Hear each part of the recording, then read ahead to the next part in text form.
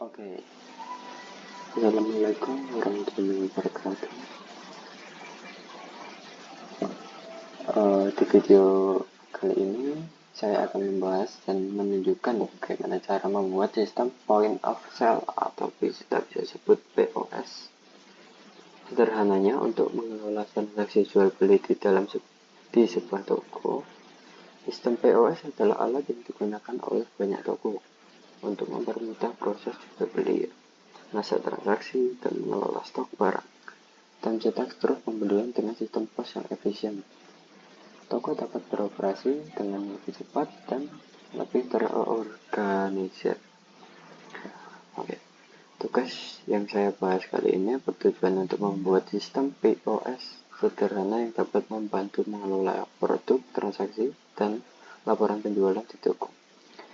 Saya akan membangun sistem ini dengan beberapa kelas yang masing-masing mempunyai fungsi tertentu untuk mendukung kelancaran transaksi jual beli.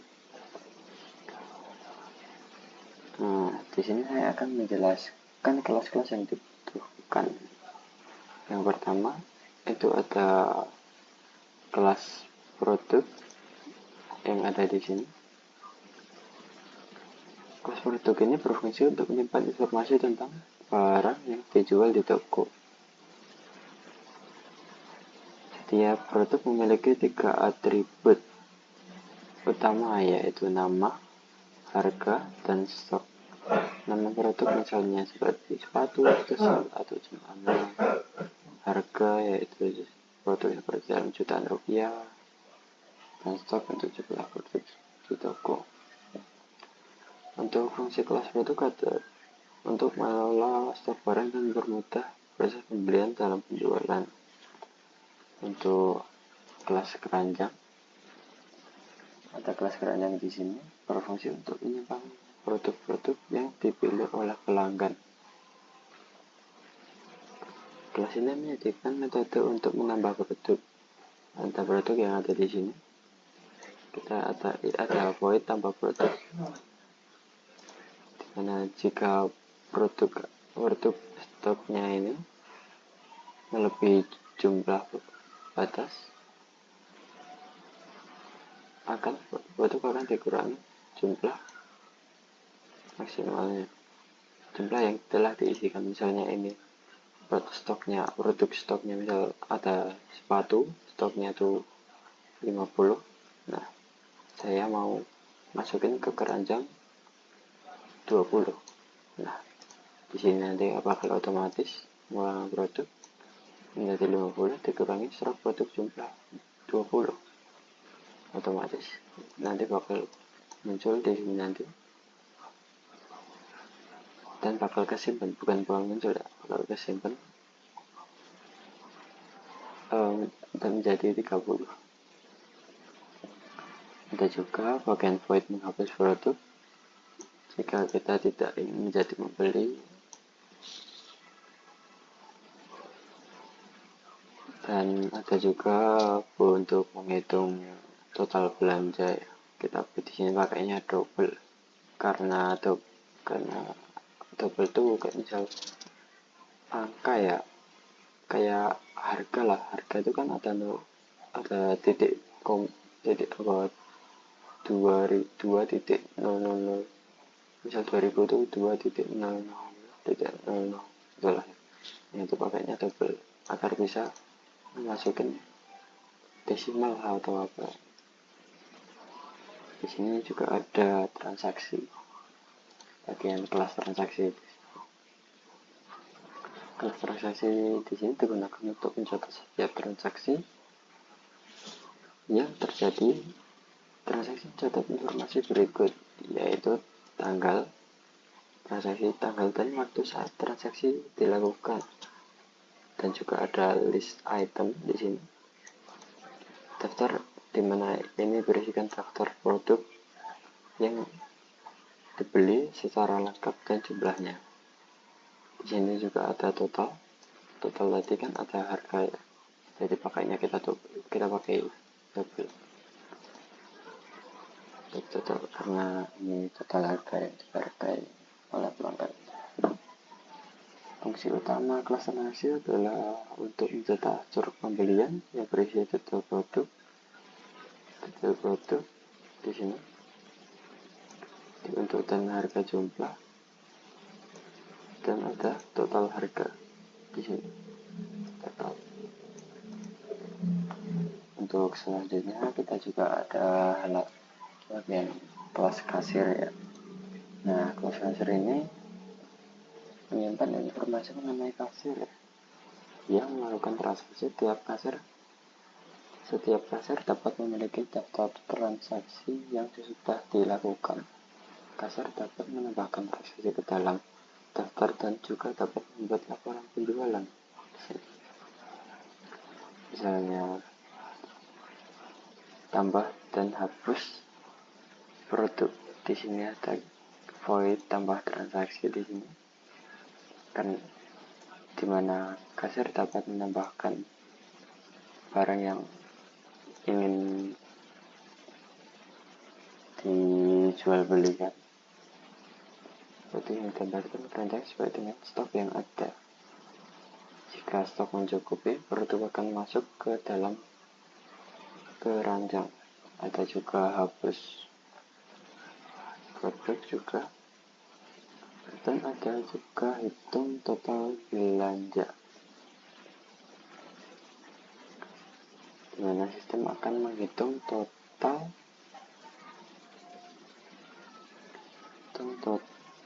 harga berdasarkan produk yang ada di dalam keranjang dan jumlah yang dibeli. Ini akan cukup perhitungan harga berdasarkan jumlah produk yang dipilih. Ada juga yang bagian laporan penjualan ya. Laporan penjualan akan mencatat jumlah transaksi di sini. Interaksi jumlah transaksi yang dilakukan produk yang paling banyak dibeli dan total dalam periode tertentu. Di sini kita menggunakan void lagi, void laporan penjualan. Di sini kita gunakan double data penjualan karena kita akan menggunakan angka yang identik sama dengan desimal. Untuk bagian mainternya seperti ini. Di sini kita void main, ada asset void digunakan untuk tampilan. Silahkan masukkan nama kasir ini agar bisa kita isi. Dimana saat kita isi, ini bakal disimpan di sini. Dari nama kasir yang akan disimpan di red line science ini agar bisa membaca. Ada tulisannya, ketikkan yang kita inputkan. Di sini ada juga produk-produk. Kenapa ini kita isi manual? Karena di instruksi tugasnya ya, itu nggak ada disuruh si admin ini bisa nambahin produk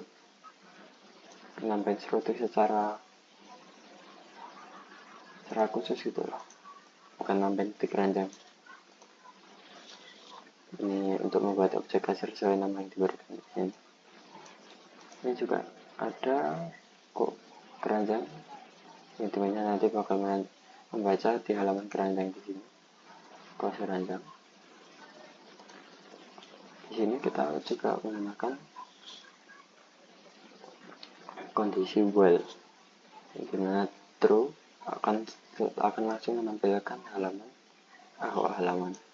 menampilkan tampilan ini. Di sini kita juga menggunakan asset red seperti di atas, karena kita menggunakan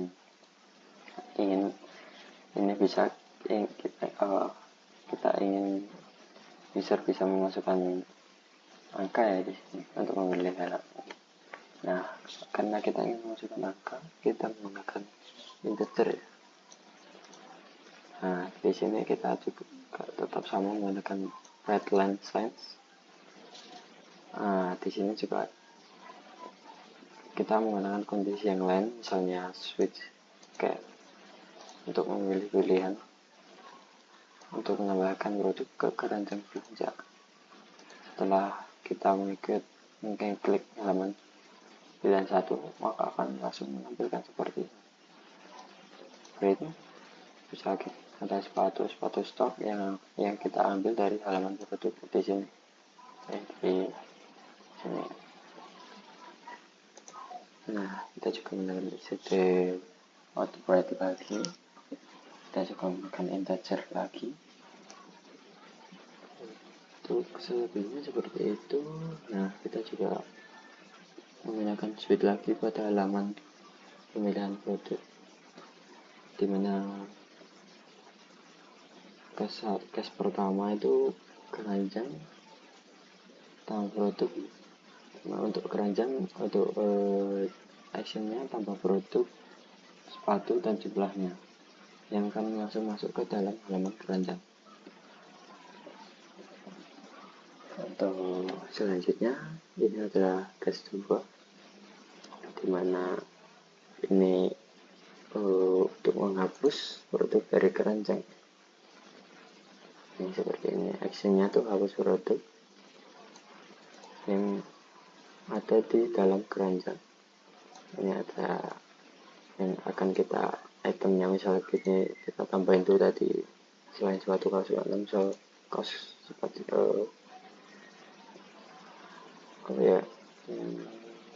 sandal lah, di sandal di sini kita juga bakal mengambil di sini case 4, keranjang hapus produk. Udah.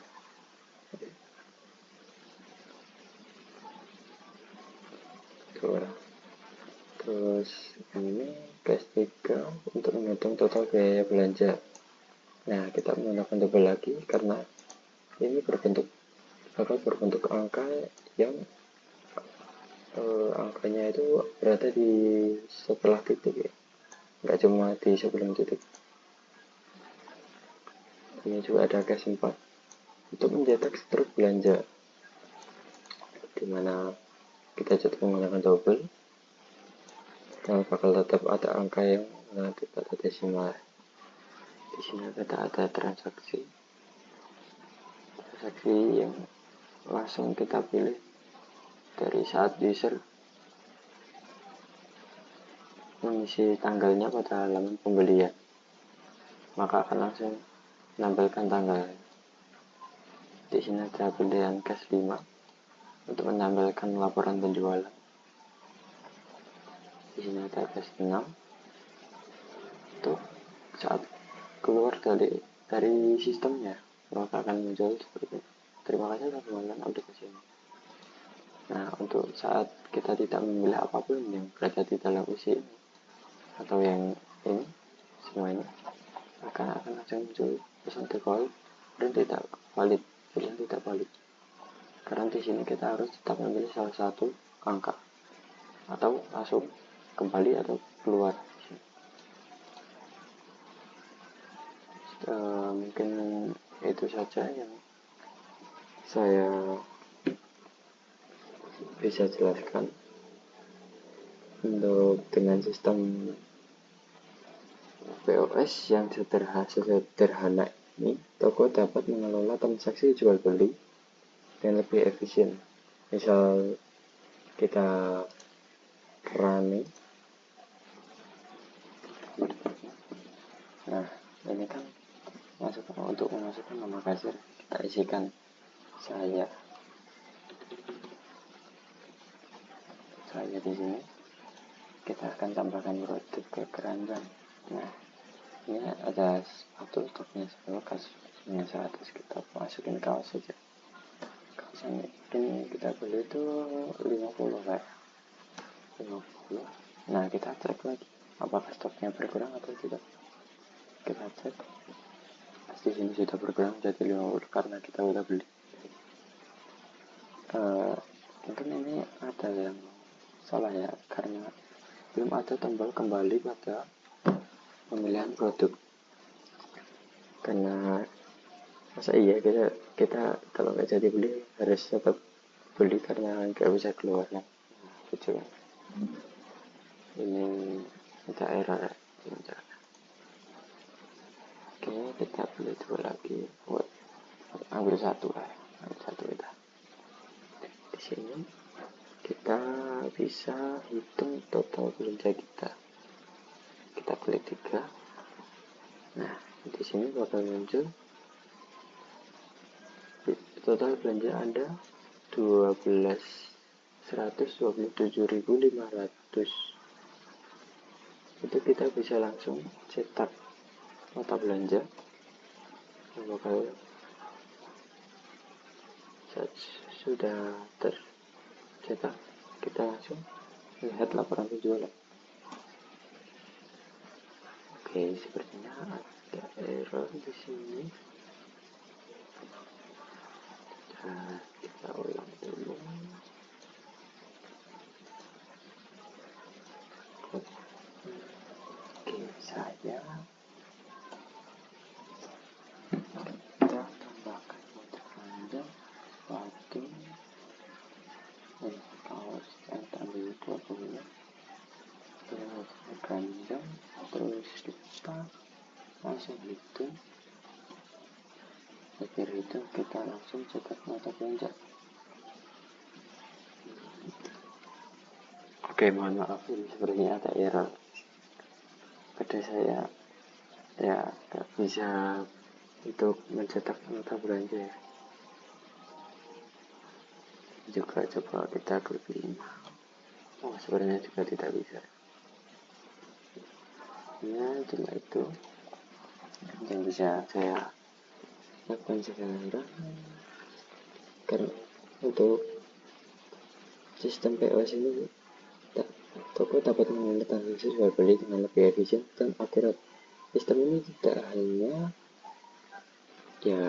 nggak terlalu mempermudah karena saya masih error proses checkout, tetapi juga mempermudah proses checkout, tetapi juga membantu dalam pelacakan stok, laporan penjualan, dan pengelolaan transaksi. Sayangnya di sini masih belum sempurna.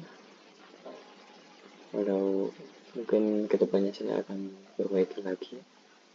Untuk sistem POS semacam ini sangat membantu dalam meningkatkan produktivitas toko dan memberikan pengalaman berbelanja yang lebih baik bagi pelanggan. Terima kasih telah menyimak video ini, dan semoga penjelasan mengenai sistem POS ini bermanfaat. Terima kasih. Wassalamualaikum warahmatullahi wabarakatuh.